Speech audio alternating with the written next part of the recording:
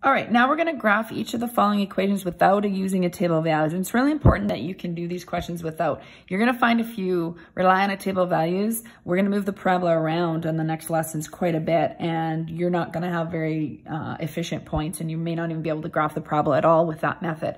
So we really want to use these transformations. So when I recognize this equation here, I see that -5, it's not in brackets, so that's a vertical shift. So this is going to be down 5. So I start where my vertex would have been, I go down 5, and I plot my regular width. Over 1, up 1. Over 2, up 4. Over 3, up 9. So 5, 6, 7, 8, 9.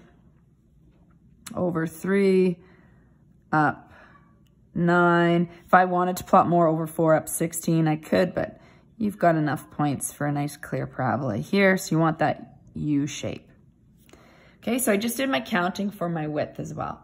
Let's look at number 2, y equals x minus 4 squared. So because this is in a bracket, this is a horizontal shift. So remember, it looks minus, we would have put a positive h value in there. So again, it looks kind of backwards on what you might think for the signs, but it's right 4.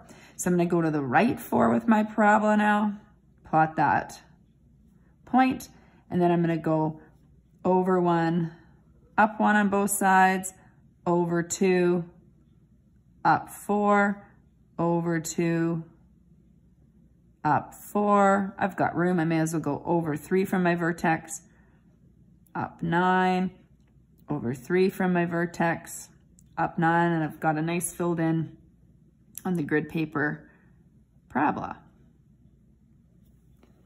Okay, and then let's look at the third one. The third one has an A value. So those vertical stretches is going to make a difference on my counting. So this is going to be narrower. So we're just gonna say narrower. And this is gonna be up 1. So you still start with your vertex of up 1.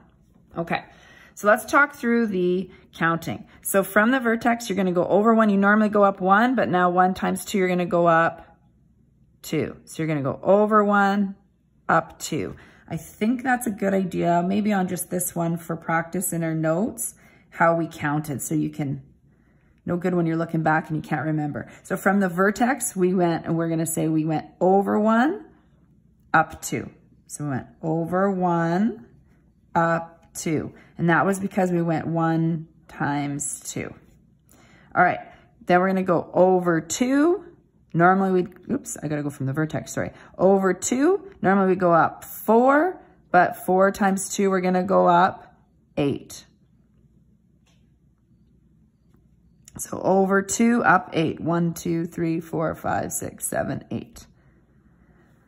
Normally it's 4, but you're gonna double that. So 4 times 2 is 8. So from here we went over 2, you're gonna go up 8. And that's because normally it's 4, but you're timesing that by 2. So however far you would normally go up, you always multiply it by that A value, and that's the distance you move up now.